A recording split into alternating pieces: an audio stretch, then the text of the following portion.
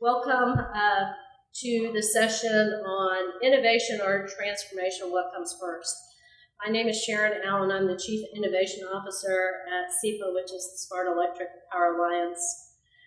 To my left is Hilary, Flynn, who is the Director of Innovation at National Grid. And going down the line is Jim Taylor, who is of Energy Innovation Solutions for Siemens. And on the far end is the Vice President of Innovation Center at Southern Company, Michael Britt.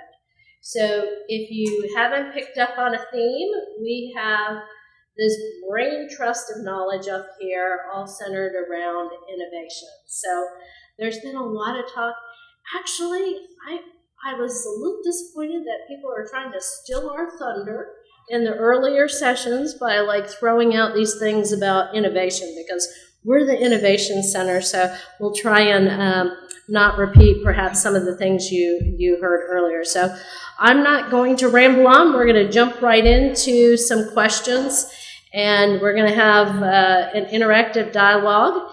And you know, the way I like to do things is I like you to interact too. So I don't have any cards, so just raise your hand. You raise your hand, I'll see you, and we'll let you participate with us. So to begin with, there's a lot that's been going on in the industry.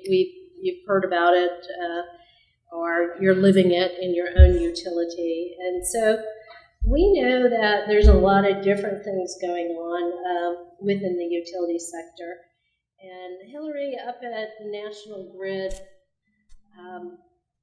there's a lot of things that people are following with New York Rev. That's been going on for a few years.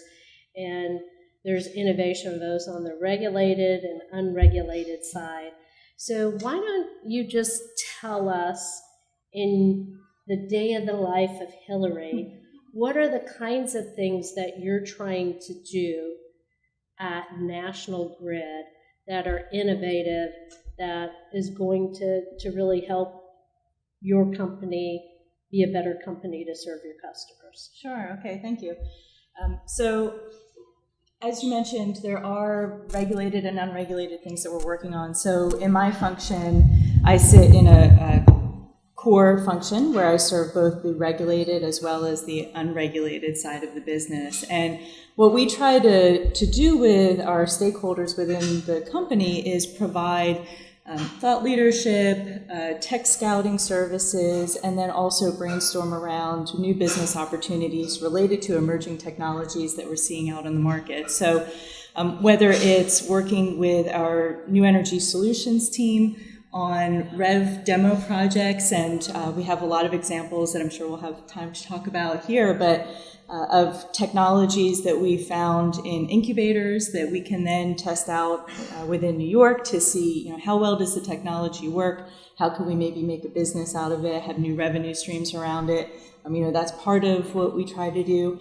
But then on the unregulated side, we're also looking for new business opportunities and new technologies. So we have Energy Impact Partners, which we're a limited partner in, which is a venture fund that we make direct investments in companies through this fund, so that we can, they're all strategic in nature, so we can learn about that part of the sector.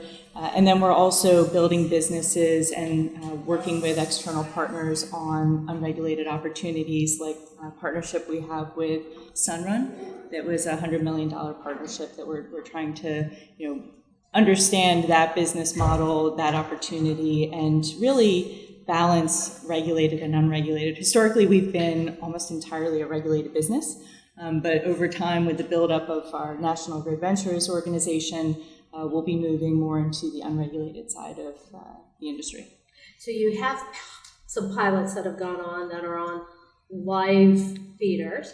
Do you, like Michael down there, we're going to get him to tell us about their, do you have an innovation center where you're trying this out, I don't know, on a National Grid defined campus or in a building or so? Or Well, we have a lot of disparate things going on, so we do not have necessarily a dedicated facility, although we have been kind of working on that to provide more of a streamlined process for getting technologies to be demoed. we do have an internal digital team called NG Labs that I mentioned this morning, if anyone was in the sessions, where they're testing out digital technologies. But most of what we do is on a case-by-case basis through New Energy Solutions, and they identify where we can test something out. So, for example, in New York, we're testing out Opus One technology on a specific part of the grid, and then we have other pilots in different pockets of the grid to test out different technologies that we're interested in. Okay, excellent. So, Michael, we're up in New York. The South is special. For anybody who lives in the South, we're highly regulated. We don't have competitive markets down in the South. You're over an innovation center. So tell us what Southern Company does in the innovation center and how you source the ideation that comes to draw from the ideas that you would then prioritize. Sure. Yeah. So Southern Company about 4 or 5 years ago ran an internal challenge, sort of painted a picture what would the future look like 10 years out, and how do we position the company to win in that. From that came a number of ideas that really had no home inside the company. There was really no good place to commercialize technology. We have a very significant R&D organization. We have a 90-person R&D team based in Birmingham with technology labs and all kinds of sandboxes and things like that. But we didn't have an arm to take that output and create products to get them into our channels. So we realized we needed to create an innovation center to really take some of the ideas that came out of the ideation challenge and convert them to products. So that was really the genesis of it. I was hired to run the innovation center, joined from consulting, and the primary things we do, we focus on 3 things. Culture of innovation inside the business, because while we could develop some whiz-bang thing, the reality is you've got a large corporation that if you can get people thinking about how do you make your job just that much better, you're more likely to have an impact on the organization overall than you will by trying to develop some new product and grow it inside a utility.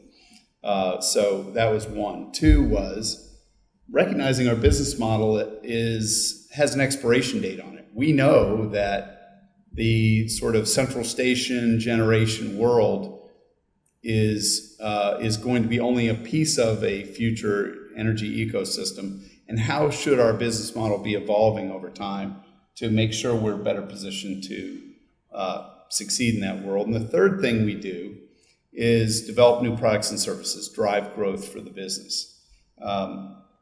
So that's primarily the 3 functions that we serve there. We serve both regulated and unregulated parts of our business. And we also are limited partners in Energy Impact Partners, which is really an interesting way to have insight into a lot of these companies that really they're an arm that helps us vet some great technologies and helps us find interesting partners that we think could very well snap into pieces of our business. And 2 or 3 of those are really becoming key parts of how we're going to go to market. So we're excited about some of the outcomes of those. One of the things I found interesting when we were talking, me and Jim this morning, you were talking about the demographics of some of the people in your group. Some of them aren't engineers, and they might have design skills. And for those of us who've grown up in the industry, there used to, really, it was only probably till the last 5 years. Everyone who worked for me was either a double E with an MBA or a double E with a master's and double E. And so, tell the audience a little bit about some of the diversity of skills that you have working in the Innovation Center. What we found is that some of the folks who don't quite fit in the core utility actually are perfect for innovation. One of our guys was, not fitting well inside the core business.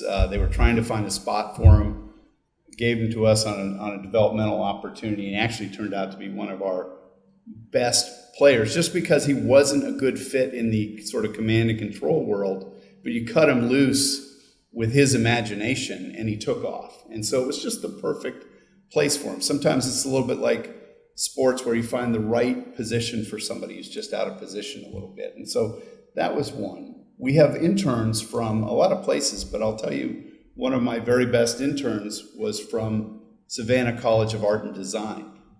Now, I don't know the last time Southern Company hired somebody from SCAD, but I bet never.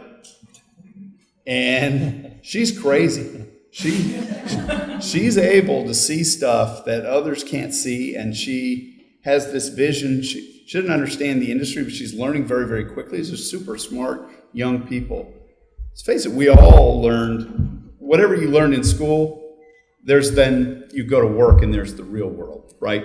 So if you take somebody who's got that creative mind already and can see things in a completely different way than the rest of us sitting in the room, it's really important when you are trying to solve something big and complex not to have the same line thinking that we've had for 100 years in our industry. We have to have people that are passionate about sustainability, passionate about design and things that are beautiful. Apple is successful because they create beautiful products that are kind of intuitive, and she gets that. And so it was just one of those things where we really pushed to find somebody from there, thinking maybe it'll work, and it was tremendously successful. Have you found that? Are you bringing in to National Grid skills other than engineers? I think we still have a lot of engineers, but we certainly... Thank God. So within our team, we have quite a few engineers, but one person on the team has an IT background, which is hugely valuable for what we're doing and a lot of the digital innovations that we're looking at, especially when it comes to blockchain and that sort of thing. So we've certainly been hiring more people that have that digital understanding of what the new technology is. But one of the things we're also trying to do to have that more of a creative mindset is we are also with Southern on a collab, IDEO Collab, which is a design thinking, fast prototyping group. And one of the reasons, we joined the collab for two reasons, and it's about a dozen different companies. There's a couple of utilities, but some of the founding members were financial companies like Fidelity, NASDAQ, Citi, and they're focused on blockchain.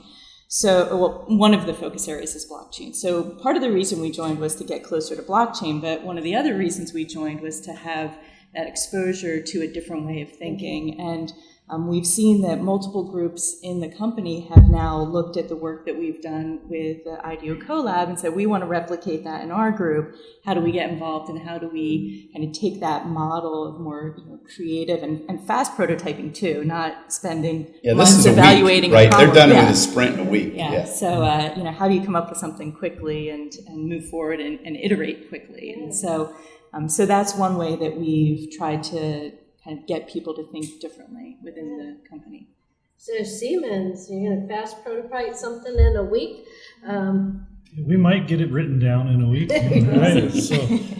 So that's interesting. I like both answers too, because it brings up the last panel talked about perceptions, right? And whether you're looking at it through the eyes of the utility or if you're looking at it through the eyes of the customer, right? And what that looks like is different, and that agileness, right, is really what's needed in the industry today. But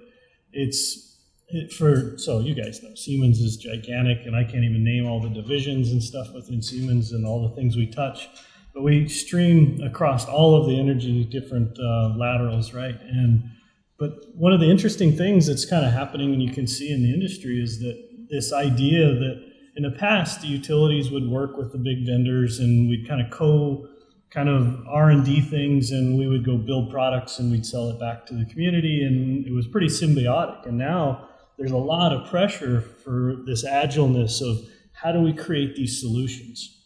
And these solutions are not solutions that anyone knows what the problem is definitely for, right? Or what is it going to be used for in the future? How can we actually take this for the future? So So there's a big trend and differentiation, right, as being on the vendor side now instead of the utility, of moving away from this collateral kind of joint venture development to where now we're having to go out and be very agile and bring in new people and different ideals, trying to look from all perspectives and then develop products and solutions ahead of what the utilities want, because they're not all that firm on what they need yet, but they definitely are demanding of the product community something new, something different. So what is that? What is going to bring us ahead? I think we talked about it earlier. What's going to make us profitable? Right? How can we take whatever this new product is and drive it into some sort of service or some profitability within the utility? That's a whole new paradigm, right? Big change in the industry. Yeah, we have tastes of examples over the last 15 years that innovation that really drove significant transformation within a utility. So one such buzzword 15 years ago was SOA, Service-Oriented Architecture. And the first implementations were all point-to-point, and it didn't really change anything. And then some of them were redone, such they really employed SOA, so that data could be shared from different silos within the utility. And then along came AMI, Automated Metering Infrastructure, and customer service groups all of a sudden had to transform because how you connected, disconnected, provided information changed. So there was huge transformation that went on, and then how do I use it for Flizzr and for my field crews? What are some of the new innovations that you believe are on the horizon that are going to drive transformation in the ecosystem, whether it's on the third-party solution provider side or whether it's within the utility itself? Care to throw out something? Wow, the easiest one, and sort of the obvious one, is energy storage on the grid. It really changes what business we're in. And I've heard the quote, energy storage is like bacon, right? It's great with everything. You put it together with other things and you can make great solutions that might not exist today. So storage is certainly one that is going to change the paradigm of how we operate and allow us to get much more distributed in terms of where we are, much more access to renewables in a way that'll be friendly to the grid. You got one? Sure, I'll go. So I think all things digital is very important, and everything from grid scale technologies, so ones that, for example, we're working with AutoGrid with a aggregated DR platform because we have so many different DR services that we would like to see them pooled together across our system. So you have large scale, but then also we're looking at being able to locally price resources. So the Opus One project I mentioned is trying to figure out how we can locationally price distributed energy on the system and how that transaction will work. And then also we're looking at home devices. So one pilot that we're working on is with Sense, which is also a company that EIP invested in. But we'll be putting these in homes, and Sense is a device, you put it in the home, it uses machine learning to figure out what the energy use is of all the different appliances in your home. So you don't have to program it, it will learn what the different things are. And it's a really interesting technology, and if you kind of look at the promotional marketing materials for it, it's really brilliant because it will say things like, what if you're laying on the beach and you're looking at your app for Sense and it shows that your garage door opened, but no one's home. So who is home and who is going into your house? Or maybe your children come home at 3 o'clock every day and they turn on every single light in the house. And so you see that spike on your phone, but then one day you don't see the spike. Are the kids home? What's going on with the kids? So it kind of, plays into home energy management, but also just knowing what's going on in your house. So we're looking at how to understand what the implications are for using a sense device in the home for the homeowner to better manage their energy, and also, especially for low and moderate income customers, does that help them better predict what their bill will be? How we monetize the value of all of those things I just mentioned is something that we're still trying to figure out. I think there's an opportunity in New York, especially under REV, to identify, what the energy efficiency benefits are and monetize that. And we're working towards performance-based incentives, which all of those kinds of better management of energy play into. So I think there's so much going on in digital technologies, but trying to figure out what the revenue stream is, what we're still That's kind of always working the on challenge. that. We're still working on that. So I'll say it a little bit different, Sharon. I think the digitization, has been going on for a long time. It's just the buzzword these days, right? But really, the value is in the data. We're going to bring back all this stuff. So what are we going to do to it to cause us to actually make money, right? So how can we drive either costs down inside the utility by utilizing the data, or can we offer it as a service, right? So I think that's going to be very transformational for the utilities once we sort of figure that out. But that kind of leads you to this idea of, well, how do you do that, right? And how do you connect all these disparate buckets of data that we're going to be creating? And so how does that cloud type solution kind of fit into that? And so what is that platform going to look like for the future? What are you going to build to? That IT, OT infrastructure isn't going to look like anything we have today, I don't believe. So that's going to be a big change. Yeah, that's it. I know a few years ago when, the big buzzword, this year the buzzword appears to be platform, if anybody's playing buzzword bingo, but I would say 4 or 5 years ago, it was big data, big data, big data. You don't hear everyone on every presentation say big data anymore, even though it's in the background, they might be utilizing and stuff. But, an interesting part when people start talking about the cloud, if we had this discussion 7 years ago, at least Michael and Hilary, representing utilities, would pretty much say, we're not on the cloud. But now there's more receptivity to the cloud. And so the tax laws around it on leases and, setting it up so that as a utility, you're rewarded as significantly as you are on capital deployed.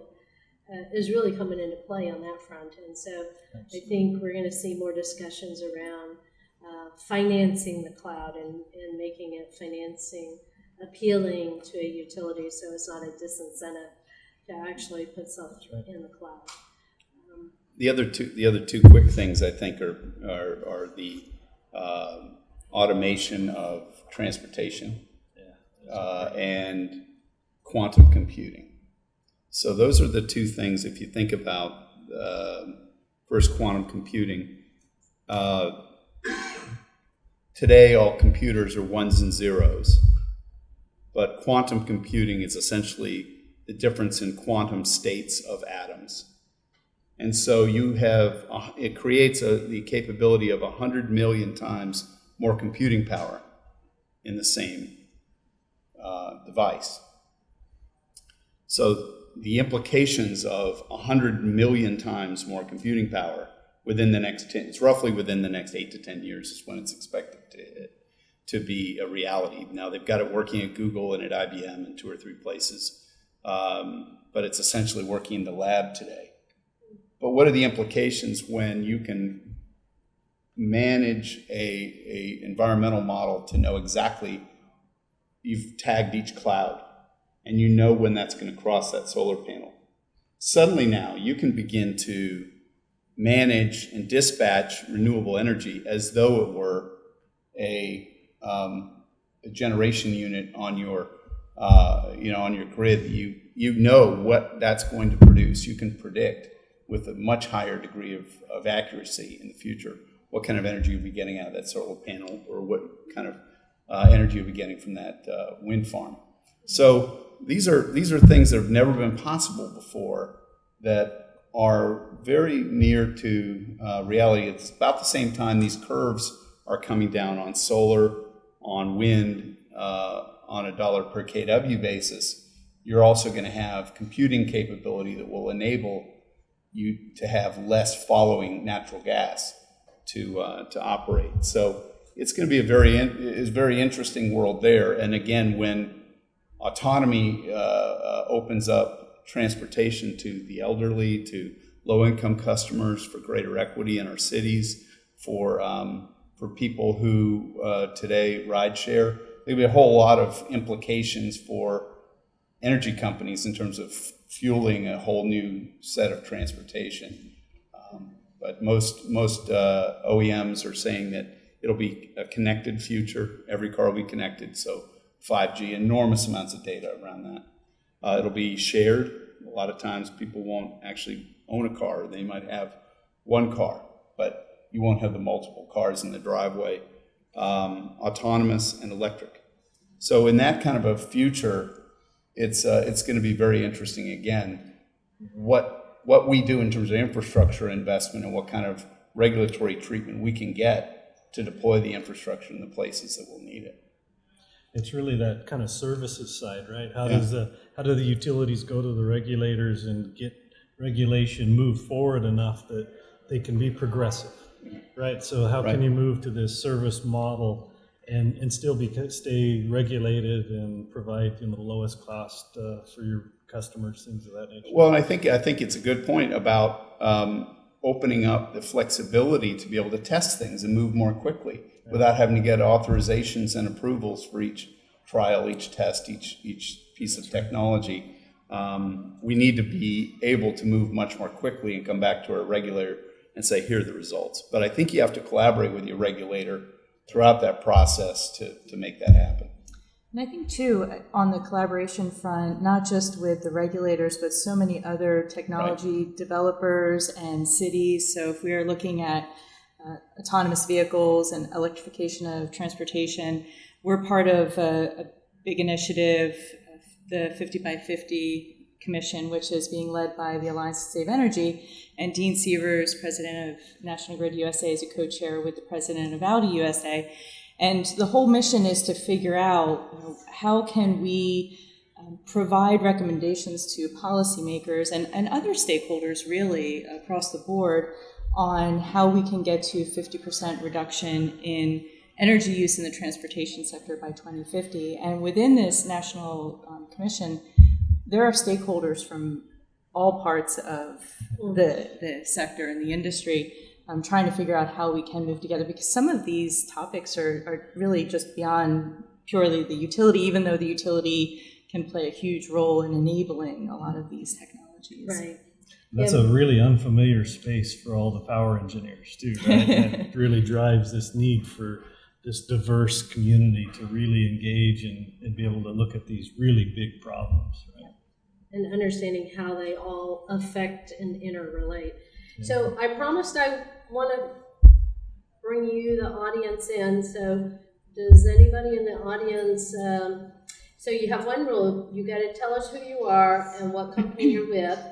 And we don't want to hear you comment on anything they've said. We want to hear the question. So if you got to follow those rules, stand up, say who you are, what company. They can comment. And ask your question. You can comment So, on anything I said. How about that? Well, I didn't want someone to stand. Sometimes people get up there and they think like they're a panelist and they go on and on and on rather than ask a question. So I guess you can comment briefly, but we really want to hear the question. So, yes.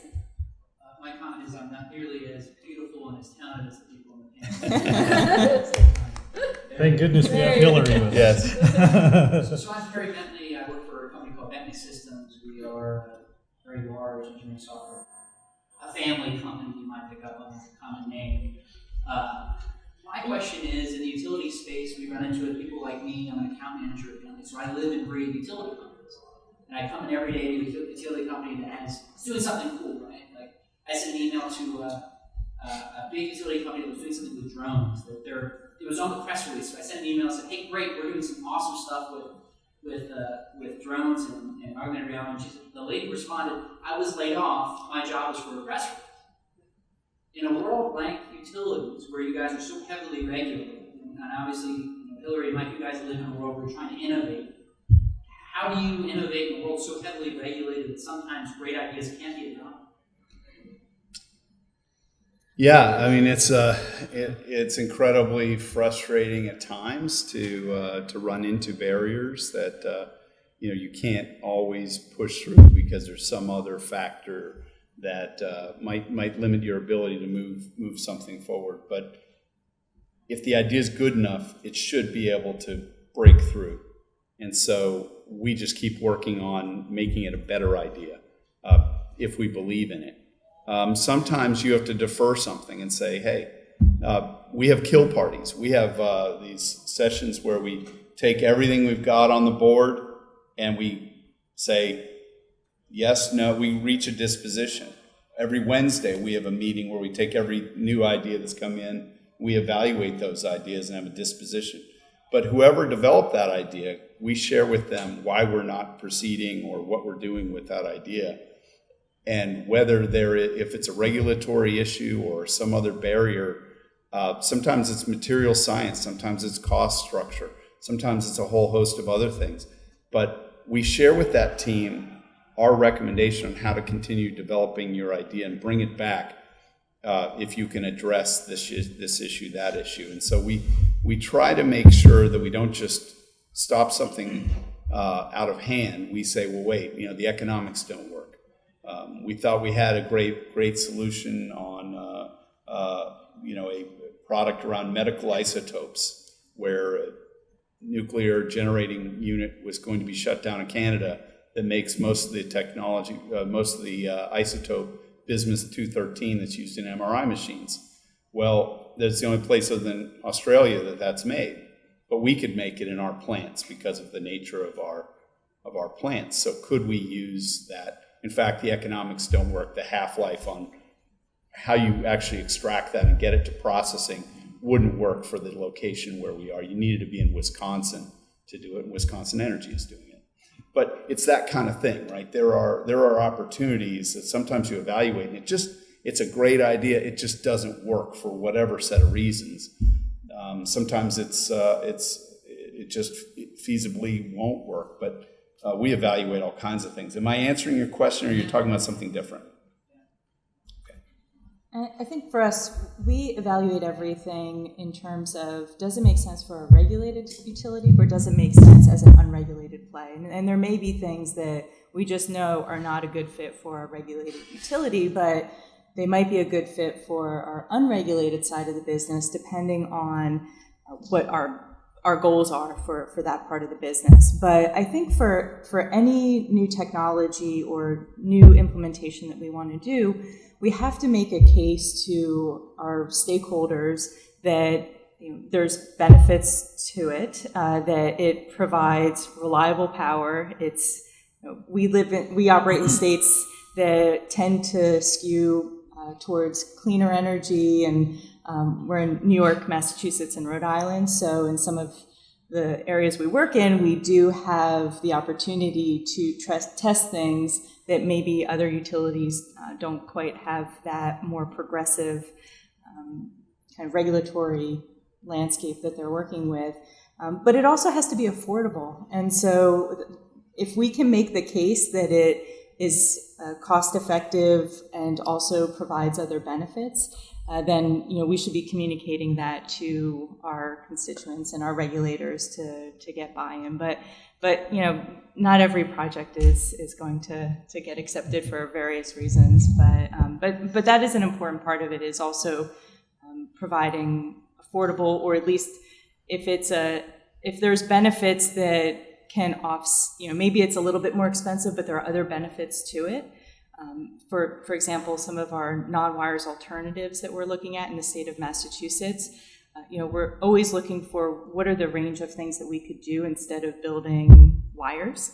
And if it's outrageously expensive, then it's not going to move forward. But if there's benefits that we can say, well, we could build wires, but if we go with battery storage, then there's a lot of benefits that we can point to, that then it makes sense to do it.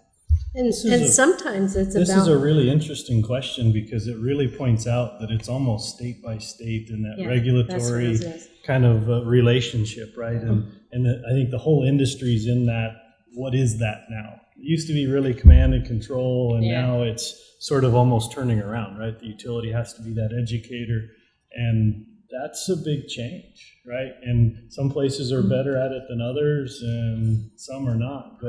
And I think a lot of times, especially you get to these conferences and people start talking about we're going to save the planet and the utility should pay for it all. Pretty much you have to remember that the utilities still have two guiding lines, and that's they have to have cheap, affordable, reliable power. That's their business model. You can slice and dice it every way you want. You can be as inventive and innovative as you want to be, but if it's not one of those two things, it's probably not going to go forward right now. And that's the problem, right? The industry doesn't allow that. The regulations don't allow the utility to do that. And so regulation impacts, and so getting the timing right. Yeah. So an example I would give you, in the 90s, when Enron was the darling on Wall Street, we thought the whole U.S. was going to deregulate. And at the time, when I was running a way back when company, we built probably the first meter data management system in the market for this deregulated market. Well, as you know, the world didn't quite deregulate it. It became states and pocket states, and their focus really where they made money was C&I, where you don't need a big meter data management beast if you're just dealing with C&I. Roll forward 15 years. So we had the right product. We were just 15 years too early. $30 million flushed down the toilet. So by the time meter data management took off because of AMI rollouts, because of a different impetus that defined their need, technology had moved on. So the MDM we developed in the 90s was done with something called Corba and Encina. You have to be old enough to know what that technology is. Well, that technology was out of date. Essentially, you'd have to redesign it all. So trying to get the timing right on an idea may not have been a bad idea. It's just that the timing, you got to get the timing right. So great question. Oh, now we got lots of other hands. So we're going to go, you in the front. Alfred Spencer, I'm with the services on the smart building space, and we have, from your comment of tech cloud, is there anything for tech assets where machine learning, artificial intelligence actually would know what those devices have? Is there any standards that you have and that you're backing within the grid? Good question. I would say that standards are one of those things that utilities love to fight about. And that's part of what will slow everything down. I think they're waiting for the standard. I think we need to figure out what works, what technology works, and then we'll figure out a standard that will enable that technology. So, but certainly asset management in that future where you have that kind of computing capability, the amount of, I'll call it matter to bits, right? Converting everything to a digital concept of the asset that you can monitor at such level of granularity. That's exciting stuff. And that, there will be standards, but I always avoid trying to get in the standards fight. Other people will figure that out. Let's figure out what works first, and let's figure out if there's value. If there's value there, the standards will come along. But I think we focus more on let's try and make it happen first, and figure out how we would apply it. Hi, my name is Deepak, and I am the founder and CEO of Iris Store. We're a mobile apps and platform company for utility operations. And I'd like to say, just a second what Hilary was saying earlier, that, National Grid, we're a startup, and National Grid was our first utility customer. And I can attest to the fact that, not only do they operate in states that are friendly to early adoption of technology, but as a utility organization, they've just been an incredible utility to work with. to pilot our applications first and then roll it out throughout their service territory. We have a first responder app deployed with 3,000 first responders in National Grid territory using the app to report damage to the electric and gas infrastructure directly into the real-time operating center at National Grid. And so that's been just a great experience. So my question is that, that's been just a great experience working with National Grid. And we hear other utilities. Working with them too. They're great. We love National Grid. We're hearing. No, we're hearing. To do a selfie here with Hilary. No, but we're hearing other by the way. utilities investing in innovation programs. And what we're interested in is what that model for partnering with companies such as ours would be. Certainly what we heard, is that there's a lot of focus on generating ideas internally, and then certainly from companies like EIP that are funding more mature companies, right, that are out there. But what's the focus at Southern Company, for example, in terms of working and developing an ecosystem of startups like mine that would work with your company to commercialize a great new product or idea? Yeah, great question. I had a really interesting meeting with the head of innovation of CocaCola. So if you think about where Atlanta is third in terms of Fortune 500 headquarters. So number one is New York, mostly media and financial services. Houston is number two, almost all oil and gas, energy, midstream companies, things like that. And then Atlanta. And Atlanta has one of everything, right? We have Coca-Cola, Home Depot, Delta, you name it. And then the U.S. headquarters for a lot of international corporations like Mercedes and Porsche and so forth. And they all have an innovation center, Chick-fil-A and others. And so we work together with those corporate innovation centers to think about new solutions. But I had a meeting with Coca-Cola, and they said the difficult thing for a big corporation working with a startup is our time scales, right? We say, yeah, there's a great idea. Let's have a meeting. You're thinking, well, I'm available at 2 today, right? We're thinking 2 months from now, I've got a 30-minute slot on my calendar. And it's just wrong, right? You can kill a startup by being a big corporate player who works on a corporate time scale. You have to change that time scale and work on the startup time scale, speed and agility, and understand that you could chew up this company's resources, glad-handing them, saying, yeah, we're interested when we're not, right? I think it's really important to be straight up and fair and honest, and also help promote those companies. So we promote a company called Emergy, which is local to us, doing micro hydro. SolarQuest, which it's solar racking systems at the new Mercedes-Benz Stadium in Atlanta. Those kinds of things. We try to find ways to tie them into the corporate ecosystem every way we can. But it's hard sometimes for corporates to work well with a startup. In the back. Oh, sorry. The person with the mic. He who has the mic gets the voice. All right. My name is Susie Schneider. I'm with Clean Energy Trust.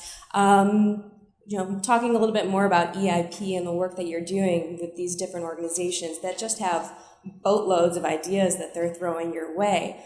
How do you narrow down what you're looking for? What sort of criteria do you give to groups like EIP to say this is what we're looking for? And then also, how much does diversity matter in that mix when you're looking for new technologies and startups to bring into your business?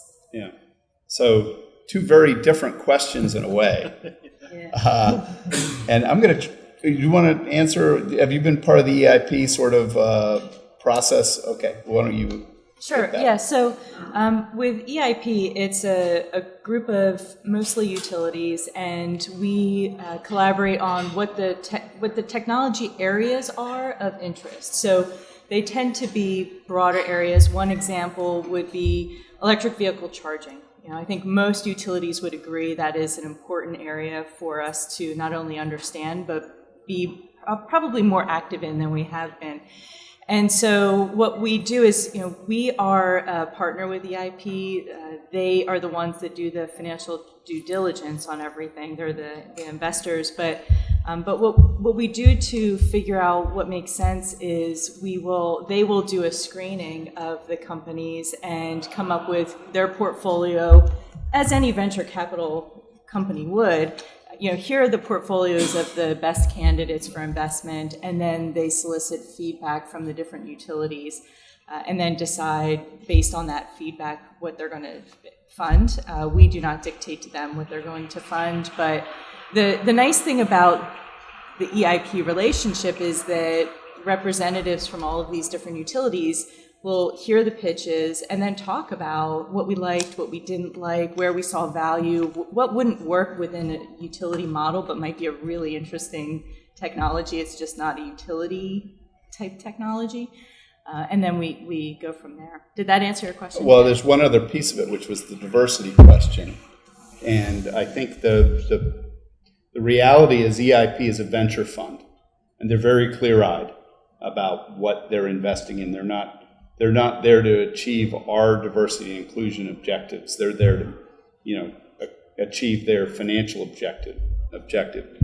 On the other hand, we can also directly engage with companies. Like Emergy is a 28-year-old woman, who developed this amazing technology for a solid-state gearbox, and we just love that technology. And we're excited about the fact that we're also helping to promote a woman in energy who's a CEO who's starting her dream. We have 3 entrepreneurs in residence on our team that are all women that have their own startup dreams. Now they're in beverages and other industries, but it's so cool to have that kind of brain power in our business. About half of my team, more than half my team is women, and I think that's an important thing. We're about 10 or 12% minority as well. So we're trying to make sure that we're focused on diverse points of view, because we think that drives the best outcomes in the end. Thank you. I know there were a lot other questions, but unfortunately, we've been given the hook. And so if you guys would please join me in just thanking Hilary, Jim, and Michael.